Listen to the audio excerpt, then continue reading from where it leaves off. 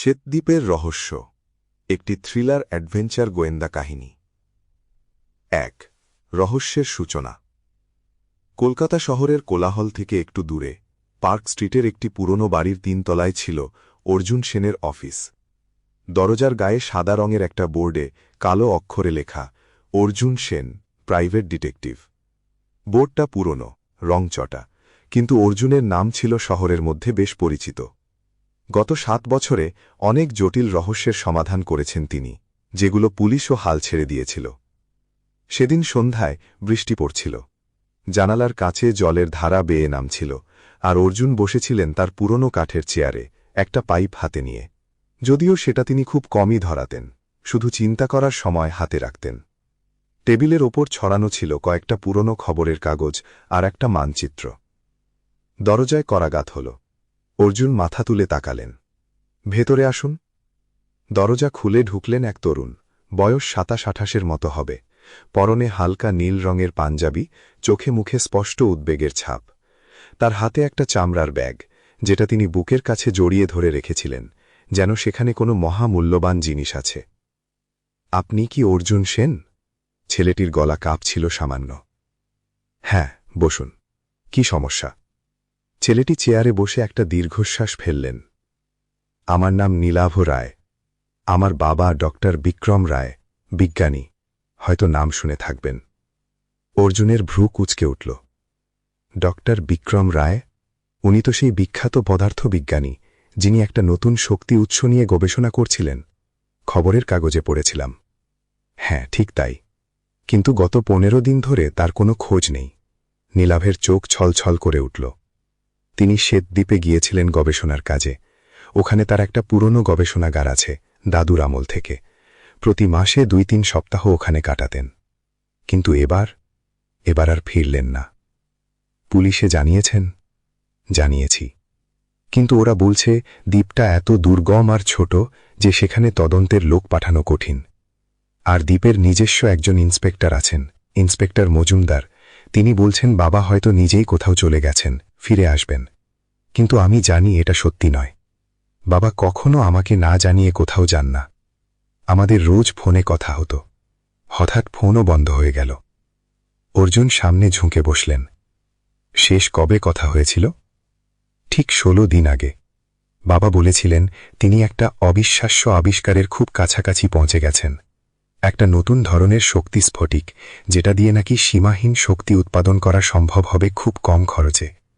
বাবা বলেছিলেন এটা পৃথিবীর জ্বালানি সংকট চিরদিনের জন্য সমাধান করে দিতে পারে।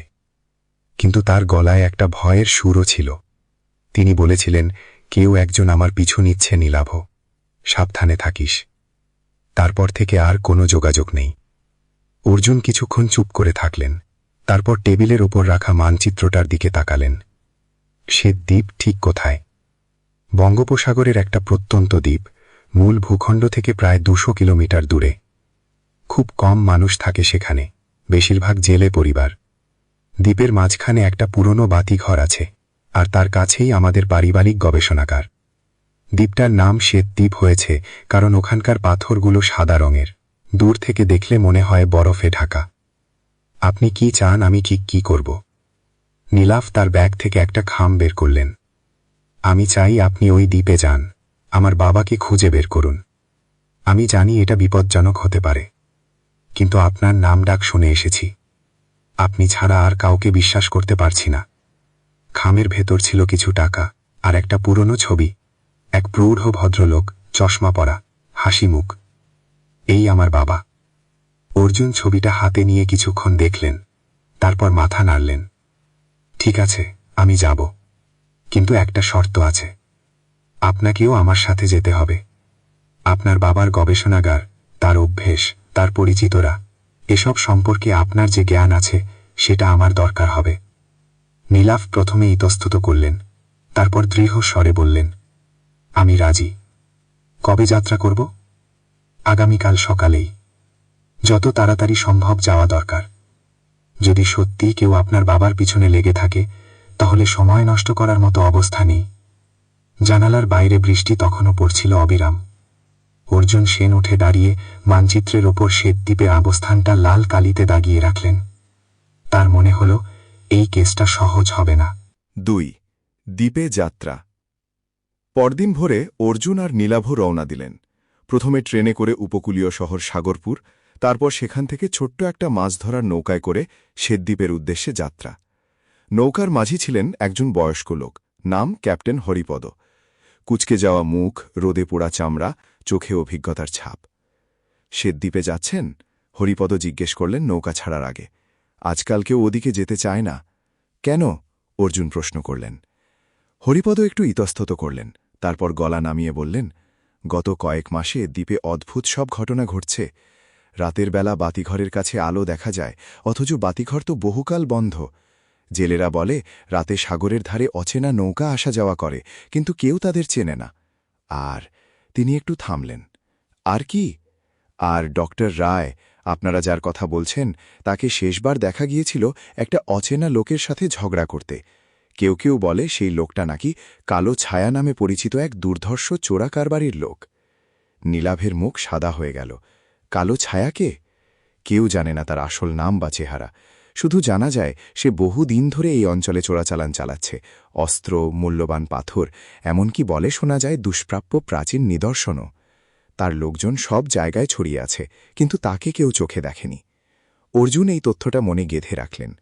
নৌকা এগিয়ে চলল সমুদ্রের বুক চিরে। ঘণ্টা চারেক পর দূরে দেখা গেল একটা সাদাটে আভা, শ্বেতদ্বীপ। কাছে আসতে আসতে দ্বীপের রূপ স্পষ্ট হল। খাড়া সাদা পাথরের পাহাড়, তার উপর একটা পুরনো লালচে বাতিঘর, চারপাশে ঘন সবুজ গাছপালা, আর দ্বীপের একধারে ছোট্ট একটা জেলে পল্লী। নৌকা থেকে নামার সময় হরিপদ সতর্ক করলেন, সন্ধে আগে যা করার করে নেবেন। রাতে এই দ্বীপের অচেনা মানুষের ঘোরাঘুরি করা ঠিক না।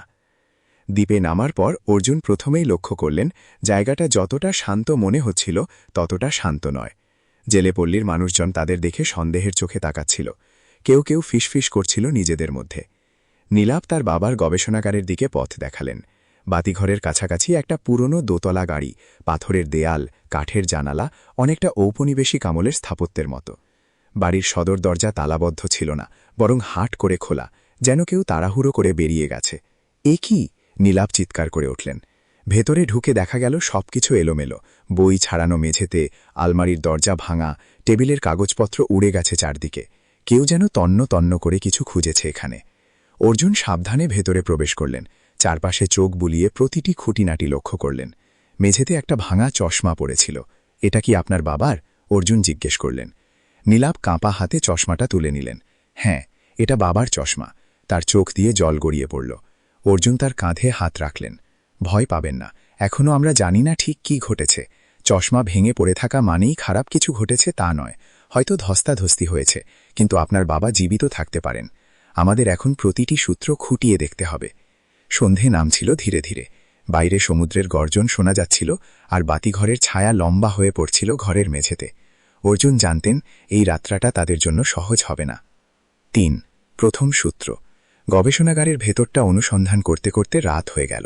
অর্জুন প্রতিটা তাক, প্রতিটা ড্রয়ার খুঁটিয়ে দেখলেন। বেশিরভাগ কাগজপত্র ছড়ানো ছিটানো, কিন্তু কিছু জিনিস তার নজর এড়াল না। টেবিলের নিচে একটা ছোট্ট ডায়েরি পড়েছিল, ধুলোয় ঢাকা, যেন ইচ্ছে করেই কেউ ওটা লুকিয়ে রাখতে চায়নি বা খুঁজে পায়নি। অর্জুন সেটা তুলে পাতা উল্টালেন।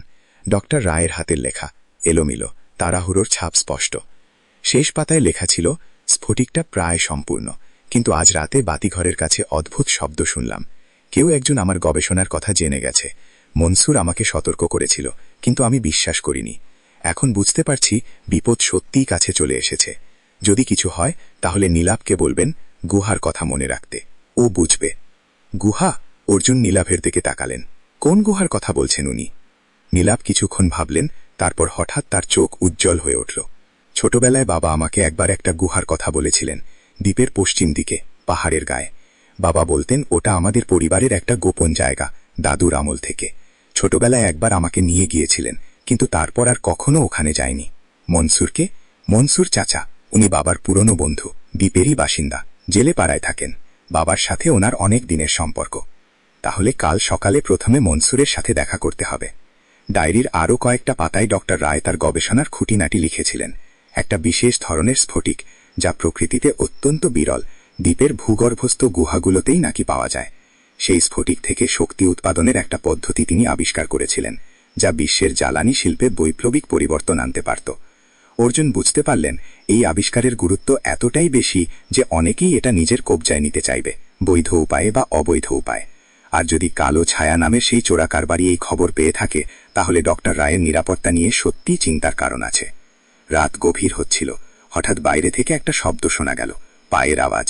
কেউ যেন বাড়ির চারপাশে ঘুরঘুর করছে। অর্জুন সাথে সাথে বাতি নিভিয়ে দিলেন। চুপ করে থাকুন, ফিসফিস করে বললেন তিনি নীলাভকে। জানালার ফাঁক দিয়ে অর্জুন দেখলেন বাইরে অন্ধকারে একটা ছায়ামূর্তি দাঁড়িয়ে আছে, হাতে একটা টর্চ, কিন্তু জ্বালাচ্ছে না। ছায়ামূর্তিটা কিছুক্ষণ বাড়ির দিকে তাকিয়ে থেকে ধীরে ধীরে বাতিঘরের দিকে হেঁটে চলে গেল। কে ছিল ওটা? নীলাভ কাপা গলায় জিজ্ঞেস করলেন। জানি না, কিন্তু এটা স্পষ্ট আমরা যে এখানে এসেছি সেটা কারো নজর এড়ায়নি। অর্জুন জানালার পাশ থেকে সরে এলেন। আজ রাতে আর বাইরে বেরোনো ঠিক হবে না। কাল সকালে আমরা মনসুরের সাথে দেখা করব আর ওই গুহার খোঁজও নেব। রাত্রাটা তারা গবেষণাগারেই কাটালেন, পালা করে জেগে থেকে পাহারা দিলেন। বাইরে সমুদ্রের ঢেউয়ের শব্দ আর মাঝে মাঝে অচেনা পাখির ডাক ছাড়া আর কিছু শোনা যাচ্ছিল না। কিন্তু অর্জুনের মন বলছিল দ্বীপের এই নিস্তব্ধতার আড়ালে কিছু একটা লুকিয়ে আছে। ৩. প্রথম সূত্র। গবেষণাগারের ভেতরটা অনুসন্ধান করতে করতে রাত হয়ে গেল। অর্জুন প্রতিটা তাক, প্রতিটা ড্রয়ার খুঁটিয়ে দেখলেন। বেশিরভাগ কাগজপত্র ছড়ানো ছিটানো, কিন্তু কিছু জিনিস তার নজর এড়ালো না। টেবিলের নিচে একটা ছোট্ট ডায়েরি পড়েছিল, ধুলোয় ঢাকা, যেন ইচ্ছে করেই কেউ ওটা লুকিয়ে রাখতে চায়নি বা খুঁজে পায়নি। অর্জুন সেটা তুলে পাতা উল্টালেন। ডক্টর রায়ের হাতের লেখা, এলোমেলো, তাড়াহুড়োর ছাপ স্পষ্ট। শেষ পাতায় লেখা ছিল, স্ফটিকটা প্রায় সম্পূর্ণ, কিন্তু আজ রাতে বাতিঘরের কাছে অদ্ভুত শব্দ শুনলাম। কেউ একজন আমার গবেষণার কথা জেনে গেছে। মনসুর আমাকে সতর্ক করেছিল, কিন্তু আমি বিশ্বাস করিনি। এখন বুঝতে পারছি বিপদ সত্যিই কাছে চলে এসেছে। যদি কিছু হয় তাহলে নীলাভকে বলবেন গুহার কথা মনে রাখতে, ও বুঝবে। গুহা? অর্জুন নীলাভের দিকে তাকালেন। কোন গুহার কথা বলছেন উনি? নীলাভ কিছুক্ষণ ভাবলেন, তারপর হঠাৎ তার চোখ উজ্জ্বল হয়ে উঠল। ছোটবেলায় বাবা আমাকে একবার একটা গুহার কথা বলেছিলেন, দ্বীপের পশ্চিম দিকে, পাহাড়ের গায়ে। বাবা বলতেন ওটা আমাদের পরিবারের একটা গোপন জায়গা, দাদুর আমল থেকে। ছোটবেলায় একবার আমাকে নিয়ে গিয়েছিলেন, কিন্তু তারপর আর কখনো ওখানে যায়নি। মনসুরকে? মনসুর চাচা, উনি বাবার পুরনো বন্ধু, দ্বীপেরই বাসিন্দা, জেলে পাড়ায় থাকেন। বাবার সাথে ওনার অনেক দিনের সম্পর্ক। তাহলে কাল সকালে প্রথমে মনসুরের সাথে দেখা করতে হবে। ডায়েরির আরও কয়েকটা পাতায় ডক্টর রায় তার গবেষণার খুঁটিনাটি লিখেছিলেন। একটা বিশেষ ধরনের স্ফটিক, যা প্রকৃতিতে অত্যন্ত বিরল, দ্বীপের ভূগর্ভস্থ গুহাগুলোতেই নাকি পাওয়া যায়। সেই স্ফটিক থেকে শক্তি উৎপাদনের একটা পদ্ধতি তিনি আবিষ্কার করেছিলেন, যা বিশ্বের জ্বালানি শিল্পে বৈপ্লবিক পরিবর্তন আনতে পারত। অর্জুন বুঝতে পারলেন এই আবিষ্কারের গুরুত্ব এতটাই বেশি যে অনেকেই এটা নিজের কবজায় নিতে চাইবে, বৈধ উপায়ে বা অবৈধ উপায়ে। আর যদি কালো ছায়া নামের সেই চোরা কারবারি এই খবর পেয়ে থাকে, তাহলে ডক্টর রায়ের নিরাপত্তা নিয়ে সত্যিই চিন্তার কারণ আছে। রাত গভীর হচ্ছিল। হঠাৎ বাইরে থেকে একটা শব্দ শোনা গেল, পায়ের আওয়াজ। কেউ যেন বাড়ির চারপাশে ঘুরঘুর করছে। অর্জুন সাথে সাথে বাতি নিভিয়ে দিলেন। চুপ করে থাকুন, ফিসফিস করে বললেন তিনি নীলাভকে। জানালার ফাঁক দিয়ে অর্জুন দেখলেন বাইরে অন্ধকারে একটা ছায়ামূর্তি দাঁড়িয়ে আছে, হাতে একটা টর্চ, কিন্তু জ্বালাচ্ছে না। ছায়ামূর্তিটা কিছুক্ষণ বাড়ির দিকে তাকিয়ে থেকে ধীরে ধীরে বাতিঘরের দিকে হেঁটে চলে গেল। কে ছিল ওটা? নীলাভ কাপা গলায় জিজ্ঞেস করলেন। জানি না, কিন্তু এটা স্পষ্ট আমরা যে এখানে এসেছি সেটা কারো নজর এড়ায়নি। অর্জুন জানালার পাশ থেকে সরে এলেন। আজ রাতে আর বাইরে বেরোনো ঠিক হবে না। কাল সকালে আমরা মনসুরের সাথে দেখা করব আর ওই গুহার খোঁজও নেব। রাত্রাটা তারা গবেষণাগারেই কাটালেন, পালা করে জেগে থেকে পাহারা দিলেন। বাইরে সমুদ্রের ঢেউয়ের শব্দ আর মাঝে মাঝে অচেনা পাখির ডাক ছাড়া আর কিছু শোনা যাচ্ছিল না। কিন্তু অর্জুনের মন বলছিল দ্বীপের এই নিস্তব্ধতার আড়ালে কিছু একটা লুকিয়ে আছে। ৩. প্রথম সূত্র। গবেষণাগারের ভেতরটা অনুসন্ধান করতে করতে রাত হয়ে গেল। অর্জুন প্রতিটা তাক, প্রতিটা ড্রয়ার খুঁটিয়ে দেখলেন। বেশিরভাগ কাগজপত্র ছড়ানো ছিটানো, কিন্তু কিছু জিনিস তার নজর এড়ালো না। টেবিলের নিচে একটা ছোট্ট ডায়েরি পড়েছিল, ধুলোয় ঢাকা, যেন ইচ্ছে করেই কেউ ওটা লুকিয়ে রাখতে চায়নি বা খুঁজে পায়নি। অর্জুন সেটা তুলে পাতা উল্টালেন। ডক্টর রায়ের হাতের লেখা, এলোমেলো, তাড়াহুড়োর ছাপ স্পষ্ট। শেষ পাতায় লেখা ছিল, স্ফটিকটা প্রায় সম্পূর্ণ, কিন্তু আজ রাতে বাতিঘরের কাছে অদ্ভুত শব্দ শুনলাম। কেউ একজন আমার গবেষণার কথা জেনে গেছে। মনসুর আমাকে সতর্ক করেছিল, কিন্তু আমি বিশ্বাস করিনি। এখন বুঝতে পারছি বিপদ সত্যিই কাছে চলে এসেছে। যদি কিছু হয় তাহলে নীলাভকে বলবেন গুহার কথা মনে রাখতে, ও বুঝবে। গুহা? অর্জুন নীলাভের দিকে তাকালেন। কোন গুহার কথা বলছেন উনি? নীলাভ কিছুক্ষণ ভাবলেন, তারপর হঠাৎ তার চোখ উজ্জ্বল হয়ে উঠল। ছোটবেলায় বাবা আমাকে একবার একটা গুহার কথা বলেছিলেন, দ্বীপের পশ্চিম দিকে, পাহাড়ের গায়ে। বাবা বলতেন ওটা আমাদের পরিবারের একটা গোপন জায়গা, দাদুর আমল থেকে। ছোটবেলায় একবার আমাকে নিয়ে গিয়েছিলেন, কিন্তু তারপর আর কখনো ওখানে যায়নি। মনসুরকে? মনসুর চাচা, উনি বাবার পুরনো বন্ধু, দ্বীপেরই বাসিন্দা, জেলে পাড়ায় থাকেন। বাবার সাথে ওনার অনেক দিনের সম্পর্ক। তাহলে কাল সকালে প্রথমে মনসুরের সাথে দেখা করতে হবে। ডায়েরির আরও কয়েকটা পাতায় ডক্টর রায় তার গবেষণার খুঁটিনাটি লিখেছিলেন। একটা বিশেষ ধরনের স্ফটিক, যা প্রকৃতিতে অত্যন্ত বিরল, দ্বীপের ভূগর্ভস্থ গুহাগুলোতেই নাকি পাওয়া যায়। সেই স্ফটিক থেকে শক্তি উৎপাদনের একটা পদ্ধতি তিনি আবিষ্কার করেছিলেন, যা বিশ্বের জ্বালানি শিল্পে বৈপ্লবিক পরিবর্তন আনতে পারত। অর্জুনী বুঝতে পারলেন এই আবিষ্কারের গুরুত্ব এতটাই বেশি যে অনেকেই এটা নিজের কবজায় নিতে চাইবে, বৈধ উপায়ে বা অবৈধ উপায়ে। আর যদি কালো ছায়া নামের সেই চোরাকারবারি এই খবর পেয়ে থাকে, তাহলে ডক্টর রায়ের নিরাপত্তা নিয়ে সত্যিই চিন্তার কারণ আছে। রাত গভীর হচ্ছিল। হঠাৎ বাইরে থেকে একটা শব্দ শোনা গেল, পায়ের আওয়াজ। কেউ যেন বাড়ির চারপাশে ঘুরঘুর করছে। অর্জুন সাথে সাথে বাতি নিভিয়ে দিলেন। চুপ করে থাকুন, ফিসফিস করে বললেন তিনি নীলাভকে। জানালার ফাঁক দিয়ে অর্জুন দেখলেন বাইরে অন্ধকারে একটা ছায়ামূর্তি দাঁড়িয়ে আছে, হাতে একটা টর্চ, কিন্তু জ্বালাচ্ছে না। ছায়ামূর্তিটা কিছুক্ষণ বাড়ির দিকে তাকিয়ে থেকে ধীরে ধীরে বাতিঘরের দিকে হেঁটে চলে গেল। কে ছিল ওটা? নীলাভ কাঁপা গলায় জিজ্ঞেস করলেন। জানি না, কিন্তু এটা স্পষ্ট, আমরা যে এখানে এসেছি সেটা কারো নজর এড়ায়নি। অর্জুন জানালার পাশ থেকে সরে এলেন। আজ রাতে আর বাইরে বেরোনো ঠিক হবে না। কাল সকালে আমরা মনসুরের সাথে দেখা করব, আর ওই গুহার খোঁজও নেব। রাতটা তারা গবেষণাগারেই কাটালেন, পালা করে জেগে থেকে পাহারা দিলেন। বাইরে সমুদ্রের ঢেউয়ের শব্দ আর মাঝে মাঝে অচেনা পাখির ডাক ছাড়া আর কিছু শোনা যাচ্ছিল না। কিন্তু অর্জুনের মন বলছিল দ্বীপের এই নিস্তব্ধতার আড়ালে কিছু একটা লুকিয়ে আছে। 4. মনসুর কাকার কথা। সকালে সূর্য ওঠার সাথে সাথে অর্জুন আর নীলাভ রওনা দিলেন জেলেপাড়ার দিকে। দ্বীপের রাস্তা সরু, দুই ধারে নারকেল গাছ আর ঝোপঝাড়। সমুদ্রের হাওয়া বইছিল ঠান্ডা আর নোনতা। জেলেপাড়ায় পৌঁছে নীলাভ একটা ছোট্ট মাটির ঘরের সামনে থামলেন। উঠোনে জাল শুকাতে দেওয়া, আর ঘরের বারান্দায় বসেছিলেন এক বয়স্ক লোক, জাল বুনছিলেন। মাথায় পাকা চুল, মুখে গভীর বলিরেখা। মনসুর কাকা? নীলাভ ডাকলেন। লোকটা মাথা তুলে তাকালেন, প্রথমে চিনতে না পেরে চোখ কুঁচকালেন, তারপর হঠাৎ চিনতে পেরে উঠে দাঁড়ালেন। নীলাভ বাবা, তুমি এখানে? আর বিক্রম কোথায়? সেই খোঁজেই তো এসেছি কাকা। বাবা নিখোঁজ, 15 দিনের বেশি হয়ে গেল। মনসুরের মুখ ফ্যাকাশে হয়ে গেল। তিনি তাড়াতাড়ি তাদের ভেতরে ডাকলেন, দরজা বন্ধ করে দিলেন, যেন বাইরের কেউ শুনতে না পায়। আমি জানতাম এমন কিছু একটা হবে, মনসুর ফিসফিস করে বললেন। বিক্রমকে অনেকবার বলেছিলাম ওই স্ফটিকের কথা কাউকে না জানাতে, কিন্তু ও বিশ্বাস করত এই আবিষ্কার মানুষের উপকারে লাগবে। বোঝেনি যে লোভী মানুষের চোখে এটা শুধুই টাকা বানানোর যন্ত্র। কালো ছায়া সম্পর্কে আপনি কি জানেন? অর্জুন জিজ্ঞেস করলেন। মনসুর একটু চমকে উঠলেন। আপনি সেই নামও জেনে গেছেন? হ্যাঁ, কালো ছায়া। এই এলাকায় তার নাম শুনলে মানুষ ভয়ে কাঁপে। সে কে, তার আসল পরিচয় কি, কেউ জানে না। কিন্তু তার লোকজন গত কয়েক মাস ধরে এই দ্বীপে আনাগোনা করছে। রাতের বেলা বাদিঘরের কাছে নৌকা ভেড়ে মালপত্র ওঠানামা হয়। আমরা জেলেরা ভয়ে ওদিকে যাই না। বিক্রম বাবুর সাথে ওদের কোনো বিরোধ হয়েছিল? হয়েছিল। প্রায় 3 সপ্তাহ আগে আমি নিজের চোখে দেখেছি বিক্রম একজন লোকের সাথে বাতিঘরের কাছে তর্ক করছিল। লোকটা লম্বা, কালো পোশাক পরা, মুখ ঢাকা ছিল স্কার্ফে। বিক্রম চেঁচিয়ে বলছিল আমার আবিষ্কার বিক্রির জিনিস না। তারপর লোকটা একটা কথা বলে চলে গেল, যেটা আমি স্পষ্ট শুনেছিলাম। তাহলে অন্যভাবে নেওয়া হবে। নীলাভয়ের হাত কাঁপছিল। কাকা, গুয়ার কথা মনে আছে আপনার? বাবা তার ডায়েরিতে গুয়ার কথা লিখে গেছেন, বলেছেন আমি যেন সেটা মনে রাখি। মনসুরের মুখ গম্ভীর হয়ে গেল। তিনি কিছুক্ষণ চুপ করে থেকে বললেন, পশ্চিম পাহাড়ের গুহার কথা বলছ? ওটা তোমাদের পরিবারের পুরনো গোপন জায়গা। তোমার দাদু ওখানে অনেক কিছু লুকিয়ে রাখতেন, পুরনো নথি, মূল্যবান জিনিস। বিক্রম হয়তো ওখানে কিছু লুকিয়ে রেখেছে। কিন্তু সাবধান, ওই গুহার পথ বিপজ্জনক। পাহাড়ের গা বিয়ে উঠতে হয়, আর ভেতরে অনেক সুড়ঙ্গ, সহজে পথ হারিয়ে ফেলা যায়। আপনি আমাদের পথে দেখিয়ে দেবেন? অর্জুন জিজ্ঞেস করলেন। মনসুর একটু ইতস্তত করলেন, তারপর মাথা নাড়লেন। ঠিক আছে, বিক্রমের জন্য এটুকু আমাকে করতেই হবে, কিন্তু আজ না, কাল সকালে যাব। আজ রাতে দ্বীপে একটা বিশেষ ব্যাপার আছে, পূর্ণিমার রাত। আর পূর্ণিমার রাতেই কালো ছায়ার লোকজন সবচেয়ে বেশি সক্রিয় থাকে। ওদের চোখ এড়িয়ে আজ পাহাড়ে যাওয়া কঠিন। অর্জুন জানালার বাইরে তাকালেন। দূরে বাতিঘরটা স্পষ্ট দেখা যাচ্ছিল, তার পাশে বিস্তৃত পাহাড়ি জঙ্গল। তিনি বুঝতে পারলেন এই রহস্যের জট অনেক গভীরে প্রথিত, আর সময় যত গড়াচ্ছে বিপদও তত ঘনিয়ে আসছে।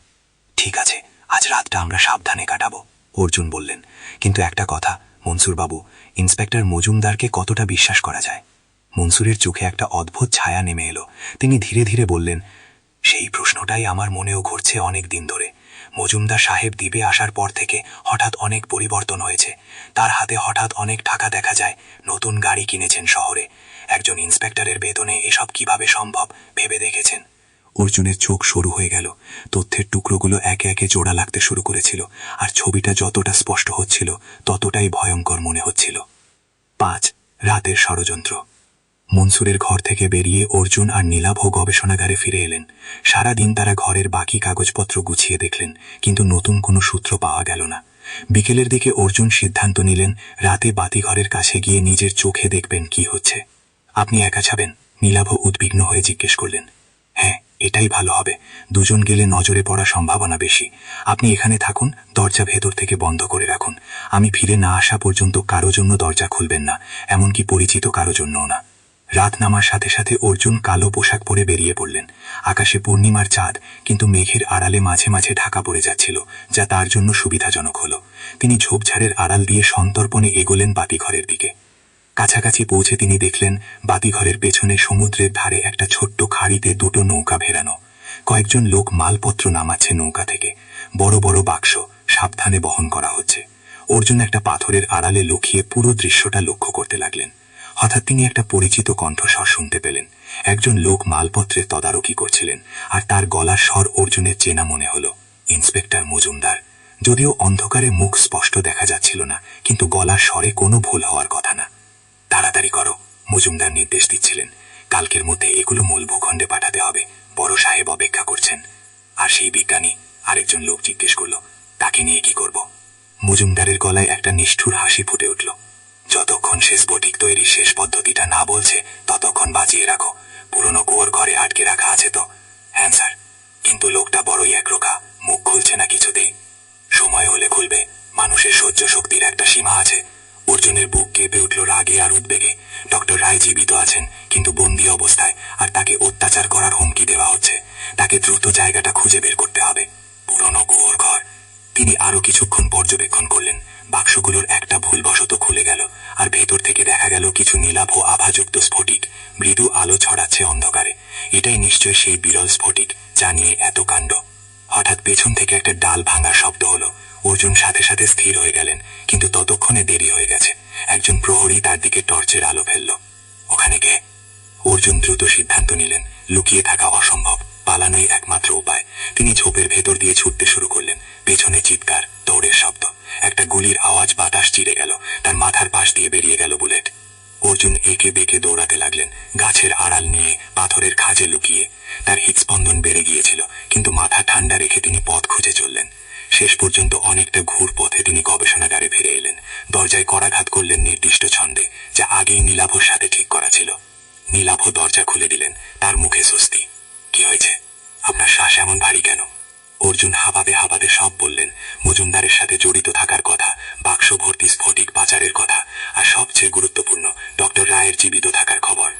বাবা বেঁচে আছেন। নীলাভ আনন্দে আর উদ্বেগে একসাথে কেঁদে ফেললেন। কিন্তু ওরা যদি তাকে অত্যাচার করে? আমরা সময় নষ্ট করতে পারি না। কালই আমাদের গুহায় যেতে হবে, আর পুরনো কুয়োর ঘর জায়গাটা খুঁজে বের করতে হবে। মনসুরবাবু হয়তো জানতে পারবেন এই কুয়োর ঘর কোথায়। সেই রাতে অর্জুন আর ঘুমাতে পারলেন না। জানালার পাশে বসে তিনি ভাবতে লাগলেন, একজন পুলিশ অফিসার যদি নিজেই অপরাধের সাথে জড়িত থাকেন, তাহলে সাহায্য চাওয়ার আর কোনো জায়গা নেই। এই লড়াই তাদের নিজেদেরই লড়তে হবে। কিভাবে সম্ভব ভেবে দেখেছেন? অর্জুনের চোখ শুরু হয়ে গেল। তথ্যের টুকরোগুলো একে একে জোড়া লাগতে শুরু করেছিল, আর ছবিটা যতটা স্পষ্ট হচ্ছিল ততটাই ভয়ঙ্কর মনে হচ্ছিল। 5. রাতের ষড়যন্ত্র। মনসুরের ঘর থেকে বেরিয়ে অর্জুন আর নীলাভ গবেষণাগারে ফিরে এলেন। সারাদিন তারা ঘরের বাকি কাগজপত্র গুছিয়ে দেখলেন, কিন্তু নতুন কোনো সূত্র পাওয়া গেল না। বিকেলের দিকে অর্জুন সিদ্ধান্ত নিলেন রাতে বাতিঘরের কাছে গিয়ে নিজের চোখে দেখবেন কি হচ্ছে। আপনি একা যাবেন? নীলাভ উদ্বিগ্ন হয়ে জিজ্ঞেস করলেন। হ্যাঁ, এটাই ভালো হবে। দুজন গেলে নজরে পড়ার সম্ভাবনা বেশি। আপনি এখানে থাকুন, দরজা ভেতর থেকে বন্ধ করে রাখুন। আমি ফিরে না আসা পর্যন্ত কারোর জন্য দরজা খুলবেন না, এমনকি পরিচিত কারোর জন্যও না। রাত নামার সাথে সাথে অর্জুন কালো পোশাক পরে বেরিয়ে পড়লেন। আকাশে পূর্ণিমার চাঁদ, কিন্তু মেঘের আড়ালে মাঝে মাঝে ঢাকা পড়ে যাচ্ছিল, যা তার জন্য সুবিধাজনক হল। তিনি ঝোপঝাড়ের আড়াল দিয়ে সন্তর্পণে এগোলেন বাতিঘরের দিকে। কাছাকাছি পৌঁছে তিনি দেখলেন বাতিঘরের পেছনে সমুদ্রের ধারে একটা ছোট্ট খাড়িতে দুটো নৌকা ভেড়ানো। কয়েকজন লোক মালপত্র নামাচ্ছে নৌকা থেকে, বড় বড় বাক্স সাবধানে বহন করা হচ্ছে। অর্জুন একটা পাথরের আড়ালে লুকিয়ে পুরো দৃশ্যটা লক্ষ্য করতে লাগলেন। হঠাৎ তিনি একটা পরিচিত কণ্ঠস্বর শুনতে পেলেন। একজন লোক মালপত্রের তদারকি করছিলেন, আর তার গলার স্বর অর্জুনের চেনা মনে হল। ইন্সপেক্টর মজুমদার। যদিও অন্ধকারে মুখ স্পষ্ট দেখা যাচ্ছিল না, কিন্তু গলার স্বরে কোনো ভুল হওয়ার কথা না। তাড়াতাড়ি করো, মজুমদার নির্দেশ দিচ্ছিলেন। কালকের মধ্যে এগুলো মূল ভূখণ্ডে পাঠাতে হবে, বড় সাহেব অপেক্ষা করছেন। আর সেই বিজ্ঞানী? আরেকজন লোক জিজ্ঞেস করল। তাকে নিয়ে কি করব? মজুমদারের গলায় একটা নিষ্ঠুর হাসি ফুটে উঠল। যতক্ষণ সে স্ফটিক তৈরির শেষ পদ্ধতিটা না বলছে, ততক্ষণ বাঁচিয়ে রাখো। পুরনো কুঁয়োর ঘরে আটকে রাখা আছে তো? হ্যাঁ স্যার, কিন্তু লোকটা বড়ই একরোখা, মুখ খুলছে না কিছুতেই। সময় হলে খুলবে, মানুষের সহ্য শক্তির একটা সীমা আছে। অর্জুনের বুক কেঁপে উঠল রাগে আর উদ্বেগে। ডক্টর রায় জীবিত আছেন, কিন্তু বন্দী অবস্থায়, আর তাকে অত্যাচার করার হুমকি দেওয়া হচ্ছে। তাকে দ্রুত জায়গাটা খুঁজে বের করতে হবে, পুরনো কুঁয়োর ঘর। তিনি আরও কিছুক্ষণ পর্যবেক্ষণ করলেন।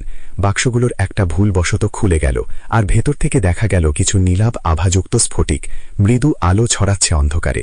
এটাই নিশ্চয়ই সেই বিরল স্ফটিক যা নিয়ে এত কাণ্ড। হঠাৎ পেছন থেকে একটা ডাল ভাঙার শব্দ হল। অর্জুন সাথে সাথে স্থির হয়ে গেলেন, কিন্তু ততক্ষণে দেরি হয়ে গেছে। একজন প্রহরী তার দিকে টর্চের আলো ফেলল। ওখানে কে? অর্জুন দ্রুত সিদ্ধান্ত নিলেন, লুকিয়ে থাকা অসম্ভব, পালানোই একমাত্র উপায়। তিনি ঝোপের ভেতর দিয়ে ছুটতে শুরু করলেন। পেছনে চিৎকার, দৌড়ের শব্দ।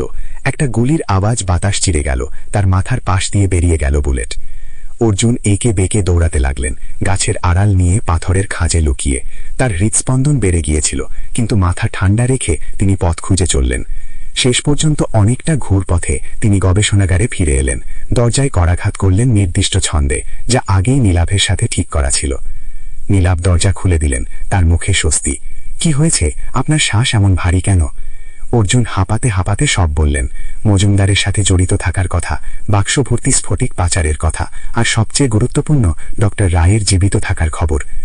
বাবা বেঁচে আছেন। নীলাভ আনন্দে আর উদ্বেগে একসাথে কেঁদে ফেললেন। কিন্তু ওরা যদি তাকে অত্যাচার করে?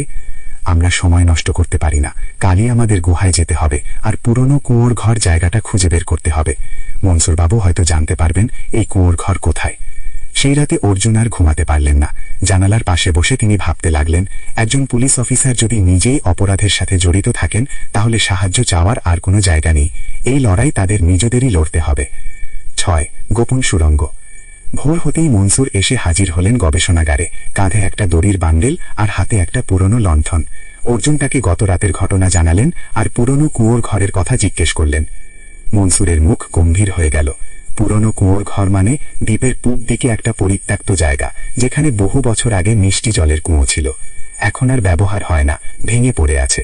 কিন্তু শুনেছি ওখানে নাকি মাটির নিচে একটা পুরনো ঘর আছে, ব্রিটিশ আমলে সেনাবাহিনীর গুদাম হিসেবে ব্যবহার হতো। আমাদের সেখানে যেতে হবে, অর্জুন বললেন। কিন্তু তার আগে গুহাটা দেখে নেওয়া দরকার। ডক্টর রায় যদি কিছু গুরুত্বপূর্ণ প্রমাণ ওখানে লুকিয়ে রেখে থাকেন, সেটা আমাদের হাতে থাকা ভালো। তিনজনে মিলে রওনা দিলেন পশ্চিম পাহাড়ের দিকে। পথটা সত্যিই কঠিন, খাড়া পাথুরে ঢাল, কাটা ঝোপ, আর মাঝে মাঝে পিচ্ছিল শেওলা জমা পাথর। প্রায় 1 ঘন্টার কষ্টকর আরোহণের পর তারা পৌঁছলেন একটা সংকীর্ণ ফাটলের কাছে, যা পাহাড়ের গায়ে প্রায় লুকানো অবস্থায় ছিল, ঝুলন্ত লতাপাতায় ঢাকা। এটাই সেই গুহার মুখ, মনসুর বললেন। লতাপাতা সরিয়ে ভেতরে ঢোকার পথ দেখালেন। গুহার ভেতরটা অন্ধকার, ঠান্ডা আর স্যাঁতসেঁতে। লণ্ঠনের আলোয় দেখা গেল দেয়ালে পুরনো কারুকাবেজ, সম্ভবত বহু শতাব্দী আগের। গুহাটা বেশ কয়েকটা সুড়ঙ্গে ভাগ হয়ে গিয়েছিল, প্রতিটা আলাদা দিকে চলে গেছে। সাবধানে, মনসুর সতর্ক করলেন। একবার পথ হারালে ফিরে আসা কঠিন। অর্জুন ডায়েরির পাতাগুলো আবার মনে করার চেষ্টা করলেন। ডক্টর রায় লিখেছিলেন গুহার কথা, কিন্তু নির্দিষ্ট কোনো পথের নির্দেশনা ছিল না। তবে নীলাভ হঠাৎ কিছু মনে করলেন। বাবা একবার বলেছিলেন, যেখানে আলো পড়ে সূর্যাস্তের সময়, সেখানেই পথ খোলে। তখন বুঝিনি কথাটার মানে, কিন্তু এখন মনে হচ্ছে হয়তো এটা কোনো নির্দেশনা।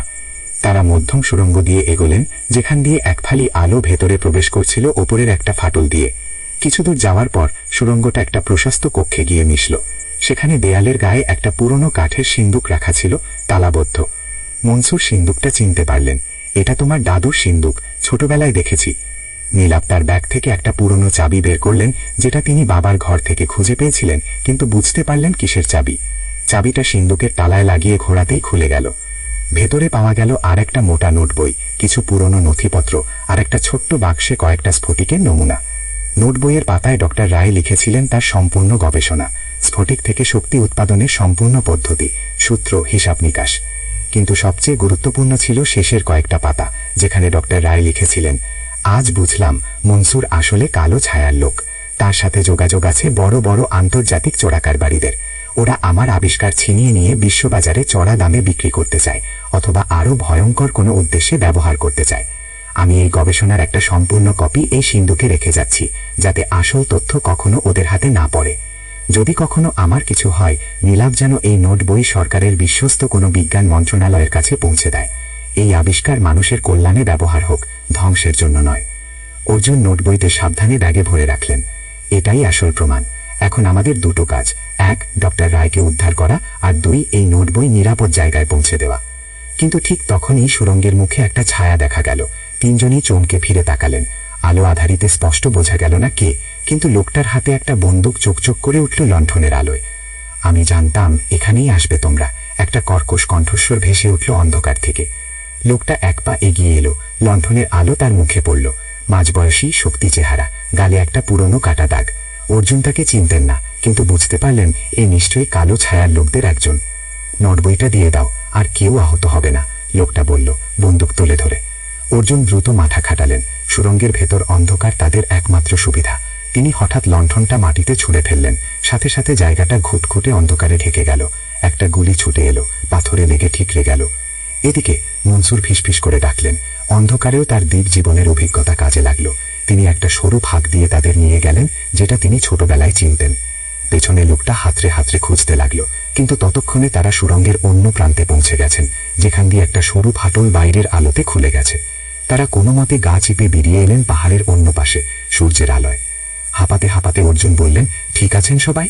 নীলাভ মাথা নাড়ালেন, কিন্তু তার হাত কাঁপছিল। নোট বইটা কি এখনো আপনার কাছে আছে তো? অর্জুন ব্যাগ খুলে দেখালেন, আছে, নিরাপদে আছে। মনসুর চিন্তিত মুখে বললেন, ওরা যখন জেনে গেছে আমরা গুহায় গিয়েছিলাম, তখন নিশ্চয়ই এখন আরো সতর্ক হয়ে যাবে। আমাদের দ্রুত সিদ্ধান্ত নিতে হবে। 7. বিপদের মুখোমুখি। গবেষণাগারে ফিরে তিনজনে বসে পরিকল্পনা করলেন। অর্জুন বললেন, আমাদের কাছে এখন দুটো জিনিস আছে, নোট বই, যা প্রমাণ করে মজুমদার আর কালো ছায়ার ষড়যন্ত্র, আর জানা তথ্য যে ডক্টর রায় পুরনো কুয়োর ঘরে বন্দী। এখন প্রশ্ন হল, আমরা কিভাবে তাকে উদ্ধার করব, যখন শত্রুপক্ষ সশস্ত্র আর সংখ্যায় অনেক বেশি? মনসুর বললেন, দ্বীপের জেলেরা অনেকেই বিক্রমকে ভালোবাসে, যদি তাদের সাহায্য চাওয়া যায়। ঝুঁকি আছে, অর্জুন বললেন। যদি তাদের মধ্যেও কেউ মজুমদারের চর হয়, তাহলে আমাদের পরিকল্পনা ফাঁস হয়ে যাবে। আমাদের শুধু সেই কয়েকজনকে বিশ্বাস করতে হবে যাদের সততা নিয়ে কোনো সন্দেহ নেই। মনসুর মাথা নাড়লেন। তিনজন জেলে আছে যাদের ওপর আমি নিজের জীবনের মতো বিশ্বাস করি, কালাচাঁদ, রহিম আর সুবল। ওরা সবাই বিক্রমের পুরনো বন্ধু। সন্ধ্যার মধ্যে মনসুর তিনজনকে ডেকে আনলেন। তাদের কাছে পরিস্থিতি ব্যাখ্যা করা হল। প্রথমে সবাই ভয় পেলেও ডক্টর রায়ের প্রতি ভালোবাসা আর দ্বীপের ন্যায়বিচারের তাগিদে তারা রাজি হলেন সাহায্য করতে। পরিকল্পনা ঠিক হল এভাবে, রাতের অন্ধকারে তারা পুরনো কুয়োর ঘরের দিকে এগোবেন। জেলেরা বাইরে থেকে নজর রাখবে, বিপদ বুঝলে সংকেত দেবে। অর্জুন আর মনসুর ভেতরে ঢুকে ডক্টর রায়কে খুঁজে বের করার চেষ্টা করবেন। নীলাভ গবেষণাগারী থাকবেন, নোট বইটা নিরাপদে রাখার দায়িত্বে। কিন্তু নীলাভ প্রতিবাদ করলেন, না, আমিও যাব। বাবাকে খুঁজে পেলে তার সবচেয়ে বেশি দরকার হবে আমাকে। আমি এখানে বসে অপেক্ষা করতে পারব না। অনেক তর্কের পর ঠিক হল নীলাভ তাদের সাথে যাবেন, কিন্তু নোট বইটা তিনি রহিমের বৃদ্ধ বাবার কাছে রেখে যাবেন, যিনি জেলেপাড়ার প্রান্তে থাকেন। দলের সাথে কোনো সরাসরি সম্পর্ক নেই বলে সন্দেহের বাইরে। রাত নামল, আকাশে মেঘ জমেছিল, বৃষ্টি হওয়ার সম্ভাবনা। এই আবহাওয়া তাদের জন্য সুবিধাজনক। অন্ধকার আরও গাঢ়, শব্দ চাপা পড়বে বৃষ্টির শব্দে। পুরনো কুঁয়োর ঘরের কাছে পৌঁছে দেখা গেল জায়গাটা সত্যি পাহারায় ঘেরা। 3 জন প্রহরী গোল হয়ে ঘুরছিল ভাঙা দেয়ালের চারপাশে। কালাচাঁদ আর সুবল দূর থেকে নজর রাখলেন। রহিম একটা সংকেত বাঁশি নিয়ে প্রস্তুত থাকলেন। অর্জুন আর মনসুর সন্তর্পণে এগোলেন পেছনের দিক থেকে, যেখানে পাহারা কিছুটা কম ছিল। একটা ভাঙা জানালা দিয়ে তারা উকি দিলেন। ভেতরে মাটির নিচে নামার একটা সিঁড়ি দেখা গেল, যার শেষে ম্লান আলো জ্বলছিল।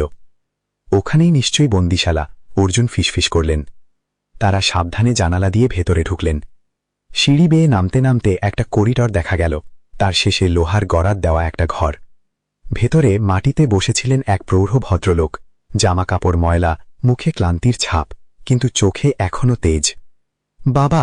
নীলাভ যেই মুহূর্তে সেখানে পৌঁছলেন চিৎকার করে উঠলেন, যদিও কোনোমতে নিজেকে সামলে গলা নামালেন। ডক্টর রায় চমকে তাকালেন, তারপর ছেলেকে চিনতে পেরে চোখে জল এসে গেল। নীলাভ, তুই এখানে কি করে এলি? এটা তো ভীষণ বিপজ্জনক। তোমাকে বাঁচাতে এসেছি বাবা, তাড়াতাড়ি করো, সময় নেই। অর্জুন তালা খোলার চেষ্টা করলেন, কিন্তু এটা ছিল ভারী লোহার তালা, সহজে খোলার নয়। মনসুর একটা লোহার রড খুঁজে এনে তালার ফাঁকে ঢুকিয়ে জোর দিতে লাগলেন। ঠিক তখনই ওপর থেকে রহিমের সতর্কীকরণ বাঁশি শোনা গেল, তীক্ষ্ণ 3 বার, বিপদ সংকেত। তাড়াতাড়ি! অর্জুন তাড়া দিলেন। তালাকা শেষ পর্যন্ত ভেঙে গেল ঠিক তখনই, যখন সিঁড়ির মুখে পায়ের শব্দ শোনা গেল। কয়েকজন প্রহরী নেমে আসছিল, টর্চের আলো ছড়িয়ে পড়ল করিডরে। 8 আসল সত্য! ওরা এসে গেছে! মনসুর চিৎকার করলেন। অর্জুন দ্রুত ডক্টর রায়কে ধরে দাঁড় করালেন, যিনি দুর্বল হয়ে পড়েছিলেন বন্দিদশার কারণে। আমাদের পালানোর অন্য পথ দরকার। করিডরের শেষ প্রান্তে একটা পুরনো নর্দমার মতো পথ দেখা গেল, যা সম্ভবত বাইরে সমুদ্রের দিকে বেরিয়ে গেছে। তারা সেই পথে ছুটলেন, পেছনে প্রহরীদের চিৎকার আর দৌড়ের শব্দ। নর্দমার পথ দিয়ে হামাগুড়ি দিয়ে বেরিয়ে এসে দেখলেন বাইরে বৃষ্টি শুরু হয়ে গেছে, আর সমুদ্রের ধারে দাঁড়িয়ে আছেন এক পরিচিত মূর্তি, ইন্সপেক্টর মজুমদার, হাতে বন্দুক, চারপাশে আরও কয়েকজন শস্ত্রলোক। বাহ, চমৎকার! মজুমদার হাসলেন, একটা নিষ্ঠুর হাসি। গোয়েন্দা সাহেব, আপনি সত্যি দুঃখ, কিন্তু এখানেই আপনার কাজ শেষ হবে। আপনি কালো ছায়ার লোক, অর্জুন সরাসরি বললেন। কতদিন ধরে এই দ্বীপের মানুষদের বিশ্বাসঘাতকতা করছেন? মজুমদার হাসলেন আরেকটু জোরে। লোক? না না, ভুল বুঝছেন, আমিই কালো ছায়া। সবাই স্তব্ধ হয়ে গেলেন এই কথায়। ডক্টর রায় পর্যন্ত অবাক হয়ে তাকালেন। অবাক হচ্ছেন? মজুমদার এগিয়ে এলেন। একজন সাধারণ ইন্সপেক্টরের বেতনে কতদিন চলা যায় বলুন তো? বছরের পর বছর এই অজপাড়ায় পড়ে থেকে কোনো উন্নতি নেই, কোনো সম্মান নেই। তাই আমি নিজের পথ বেছে নিয়েছিলাম। প্রথমে ছোটখাটো চোরাচালান, তারপর ধীরে ধীরে বড় নেটওয়ার্ক তৈরি করেছি। এই দ্বীপ, এর দুর্গমতা, এখানকার সরল মানুষজন, সবকিছু আমার কাজের জন্য উপযুক্ত ছিল। আর যখন শুনলাম ডক্টর রায় এমন একটা আবিষ্কার করেছেন যেটা বিশ্ববাজারে কোটি কোটি টাকায় বিক্রি হতে পারে, তখন আর লোভ সামলাতে পারিনি। মানুষের কল্যাণের কথা আপনি ভাবেননি একবারও? ক্ষোভে বললেন। কল্যাণ দিয়ে কি হয় ডক্টর? টাকা দিয়ে হয় সবকিছু। মজুমদার বন্দুক তুললেন। যাই হোক, অনেক কথা হলো, এখন নোট বইটা আমাকে দিয়ে দিন, না হলে। নোট বই এখানে নেই, অর্জুন শান্তভাবে বললেন। আপনি যদি ভেবে থাকেন আমরা এত বোকা যে সবচেয়ে গুরুত্বপূর্ণ প্রমাণ সাথে নিয়ে ঘুরব, তাহলে ভুল ভাবছেন। মজুমদারের মুখ কালো হয়ে গেল রাগে। তাহলে বলতেই হবে কোথায় আছে। ঠিক তখনই দূরে জেলে পাড়ার দিক থেকে অনেকগুলো টর্চের আলো দেখা গেল। এগিয়ে আসছে জুতো, কালাচাঁদ, সুবল আর আরও অনেক জেলে, লাঠি আর জালবল্লম হাতে। তাদের সাথে ছিলেন রহিমও, আর তার বাবার হাতে ছিল সেই নোট বই, সযত্নে একটা কাপড়ে মোড়া। রহিম বাঁশি বাজিয়ে সবাইকে জানিয়ে দিয়েছে, মনসুর ফিসফিস করে বললেন অর্জুনের কানে। পুরো জেলে পাড়া এসে গেছে। মজুমদারের লোকজন সংখ্যায় কম পড়ে গেল হঠাৎ। এত মানুষের সামনে গুলি চালানো তাদের জন্য ঝুঁকিপূর্ণ হয়ে উঠল। 9 চূড়ান্ত লড়াই। উত্তেজনার মধ্যে হঠাৎ বিশৃঙ্খলা শুরু হল। মজুমদারের একজন লোক ভয় পেয়ে গুলি চালাল আকাশের দিকে, আর সেই সুযোগে জেলেরা এগিয়ে এলেন সাহসের সাথে। কালাচাঁদ তার লাঠি দিয়ে একজন প্রহরীকে ঘায়েল করলেন, সুবল আরেকজনকে জালে জড়িয়ে ফেললেন। অর্জুন এই সুযোগে মজুমদারের দিকে ছুটে গেলেন। ধস্তাধস্তি শুরু হল তাদের মধ্যে। মজুমদার শক্তিশালী, কিন্তু অর্জুনের দক্ষতা ছিল বেশি। কয়েক মুহূর্তের লড়াইয়ের পর অর্জুন মজুমদারের হাত থেকে বন্দুকটা ছিনিয়ে নিতে সক্ষম হলেন, সেটা ছুঁড়ে ফেলে দিলেন সমুদ্রের দিকে। মজুমদার রাগে আরও ভয়ঙ্কর হয়ে উঠলেন, একটা ছোড়া বের করলেন কোমর থেকে। কিন্তু ঠিক তখনই বৃষ্টির মধ্যে পিচ্ছিল মাটিতে তার পা হড়কে গেল, আর তিনি পড়ে গেলেন একটা পাথরের ওপর। মাথায় আঘাত পেয়ে অজ্ঞান হয়ে গেলেন। বাকি প্রহরীরা তাদের নেতাকে এভাবে পড়ে যেতে দেখে সাহস হারিয়ে ফেলল। জেলেদের সংখ্যাধিক্যের সামনে তারা একে একে অস্ত্র ফেলে আত্মসমর্পণ করল। বৃষ্টি তখনও পড়ছিল, কিন্তু সেই বৃষ্টির মধ্যেই যেন একটা স্বস্তির নিঃশ্বাস পড়ল সবার মধ্যে। ডক্টর রায় তার ছেলেকে জড়িয়ে ধরলেন, দুজনেই কেঁদে ফেললেন আনন্দে। তুমি এসেছ নীলাভ, আমি জানতাম তুমি হাল ছাড়বে না। তোমাকে ছাড়া আমি কিভাবে থাকতাম বাবা? অর্জুন মজুমদারকে বেঁধে রাখার ব্যবস্থা করলেন, আর মনসুরকে অনুরোধ করলেন মূল ভূখণ্ডে খবর পাঠাতে, যাতে সঠিক প্রশাসনিক কর্তৃপক্ষ এসে বাকি ব্যবস্থা নিতে পারে। পরের দিন সকালে বৃষ্টি থেমে গিয়ে আকাশ পরিষ্কার হয়ে উঠল। উপকূলরক্ষী বাহিনীর একটা দল দ্বীপে এসে পৌঁছল, সাথে জেলার পুলিশ সুপার নিজে। মজুমদার আর তার সহযোগীদের গ্রেপ্তার করা হল। স্ফটিক ভর্তি বাক্সগুলো উদ্ধার করা হল বাতিঘরের কাছ থেকে, আর সেগুলো সরকারি হেফাজতে নেওয়া হল। পুলিশ সুপার ডক্টর রায়ের কাছে ক্ষমা চাইলেন। আমাদের বিভাগের একজন অফিসারের এমন বিশ্বাসঘাতকতার জন্য আমরা লজ্জিত। আপনার সাহায্যের জন্য ধন্যবাদ মিস্টার সেন। আপনি না থাকলে এই চক্র হয়তো আরও অনেক দিন চলত। অর্জুন বিনয়ের সাথে বললেন, কৃতিত্ব শুধু আমার একার না। নীলাভের সাহস, মনসুর বাবুর সহায়তা আর এই দ্বীপের সাধারণ জেলেদের একতা ছাড়া এটা সম্ভব হতো না। 10. উপসংহার। কয়েক সপ্তাহ পর কলকাতায় একটা সংবাদ সম্মেলনে ড বিক্রম রায় তার আবিষ্কার আনুষ্ঠানিকভাবে সরকারের বিজ্ঞান ও প্রযুক্তি মন্ত্রণালয়ের হাতে তুলে দিলেন, শর্ত সাপেক্ষে যে এই প্রযুক্তি শুধুমাত্র জনকল্যাণে, সাশ্রয়ী শক্তি উৎপাদনে ব্যবহৃত হবে, কোনো ব্যক্তি বা প্রতিষ্ঠানের একচেটিয়া মুনাফার জন্য নয়। সেই অনুষ্ঠানে নীলাভ আর অর্জুনও উপস্থিত ছিলেন। ড রায় সবার সামনে বললেন, আমার জীবন বাঁচানোর জন্য আর আমার স্বপ্নকে বাস্তবে রূপ দেওয়ার সুযোগ করে দেওয়ার জন্য আমি চিরকৃতজ্ঞ থাকব অর্জুন সেনের কাছে, আমার ছেলে নীলাভের কাছে আর শ্বেত দ্বীপের সাহসী মানুষদের কাছে। অনুষ্ঠান শেষে নীলাভ অর্জুনের কাছে এসে বললেন, আপনাকে ঠিক কিভাবে ধন্যবাদ জানাবো জানি না। অর্জুন হাসলেন, ধন্যবাদের দরকার নেই, এটাই আমার কাজ। তবে একটা কথা বলি, আপনার সাহস আমাকে সত্যিই মুগ্ধ করেছে। বেশিরভাগ মানুষ এত বিপদের মুখে ভেঙে পড়ে, কিন্তু আপনি শেষ পর্যন্ত লড়ে গেছেন। বাবার জন্য যা করার দরকার ছিল তাই করেছি। মজুমদারের বিচার হল, আর তার মাধ্যমে কালো ছায়ার পুরো আন্তর্জাতিক নেটওয়ার্কের হদিস পাওয়া গেল। একে একে ধরা পড়ল চোরাচালানের সাথে জড়িত আরও অনেকে, বিভিন্ন দেশে ছড়িয়ে থাকা তাদের এজেন্টরা। শ্বেত দ্বীপে শান্তি ফিরে এলো। মনসুর, কালাচাঁদ, রহিম, সুবল, তাদের সবাইকে সরকারিভাবে সাহসিকতার জন্য সম্মানিত করা হলো। বাতিঘরটা আবার নতুন করে চালু করা হলো, যাতে সেটা তার আসল কাজে, নাবিকদের পথ দেখাতে, ফিরে যেতে পারে। অর্জুন সেন কলকাতায় ফিরে এলেন তার ছোট্ট অফিসে। টেবিলের ওপর আবার ছড়িয়ে রাখলেন কাগজপত্র, নতুন কোনো রহস্যের অপেক্ষায়। কিন্তু শ্বেত দ্বীপের সেই দিনগুলো, সমুদ্রের গর্জন, পাহাড়ের গুহা আর একজন সাহসী তরুণের দৃঢ়তা, এসব স্মৃতি তার মনে থেকে যাবে চিরকাল। জানালার বাইরে তখন সন্ধ্যা নামছিল কলকাতার আকাশে, আর নতুন কোনো রহস্য হয়তো অপেক্ষা করছিল পরের দিনের জন্য। সমাপ্ত।